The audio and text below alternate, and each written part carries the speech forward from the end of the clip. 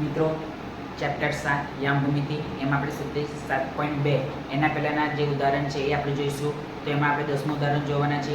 તો વિડીયો ચાલુ કરતાં પહેલાં હજી ચેનલને સબસ્ક્રાઈબ ના કરી હોય તો જલ્દીથી ચેનલને સબસ્ક્રાઈબ કરો અને નોટિફિકેશન પર ક્લિક કરો કે જેથી કરીને આપણે કોઈ પણ વિડીયો મૂકીએ તો સૌથી પહેલાં તમારી પાસે આવતા આજનો વિડીયો ચાલુ કરીશું. જો બિંદુઓ કેપિટલ A 6 1 B 8 2 C 9 4 અને D P 3 એ આ જ ક્રમમાં સમબાજુ ચતુષ્કોણના શિરોબિંદુઓ હોય તો P ની કિંમત શોધો. તો મિત્રો તમને ખબર છે કે સમબાજુ ચતુષ્કોણના વિકર્ણો પરસ્પર દ્વિભાગી, રાઈટ? તો આપણે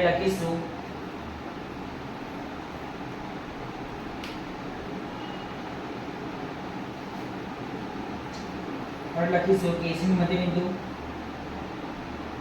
આપણે યામ લખી કાઢીએ A 6 1 બરાબર A x1 y1, B 8 2 બરાબર B x2 y2, C 9 4 બરાબર C x3 y3, D P 3 બરાબર D x4 y4. વિકર્ણ આપણને ખબર છે કે સમબાજુ ચતુષ્કોણ વિકર્ણો પરસ્પર દ્વિભાગે છે. વિકર્ણ કે AC બરાબર BD, તો AC ના યામ બરાબર BD ના યામ. આપણે લખીશું સમાંતર બાજુ ચતુષ્કોણના વિકર્ણો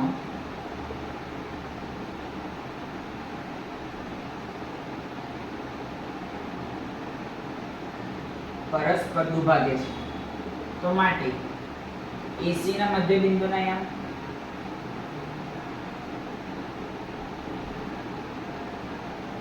બરાબર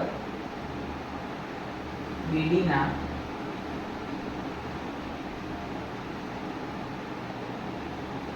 અને મિત્રો તમે આવું ના લખો અને AC નું મધ્યબિંદુ બરાબર BD નું મધ્યબિંદુ લખો તો પણ ચાલે. તો કઈ રીતે લખવાનું? બંનેનો સરવાળો, તો A અને C ના યામ ધ્યાનમાં લેવાના. તો બંનેનો સરવાળો ભાગ્યા 2 એટલે 6 + 9 ભાગ્યા 2 1 + 4 ભાગ્યા 2 બરાબર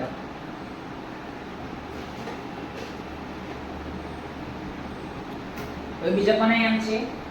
B અને D.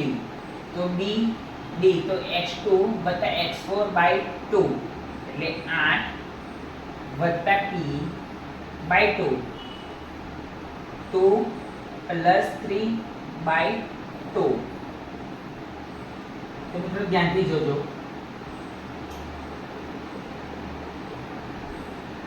6 + 9 છેદમાં 2 1 + 4 5 છેદમાં 2 અને 8 + P છેદમાં 2 3 + 2 5 છેદમાં 2.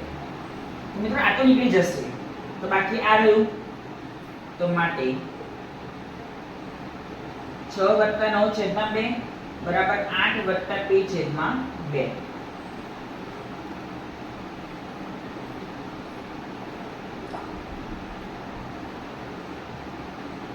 તો માટે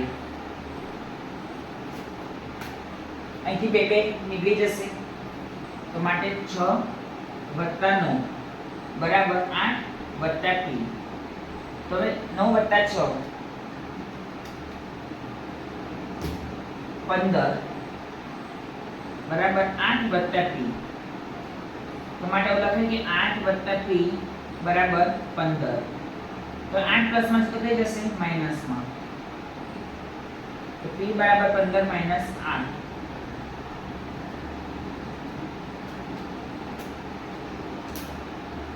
P બરાબર 7.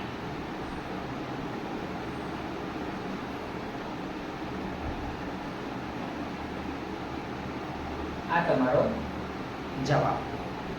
તો મિત્રો આજના વિડીયોમાં આટલું જ. કાલે ફરી નવા વિડીયો સાથે મળીશું.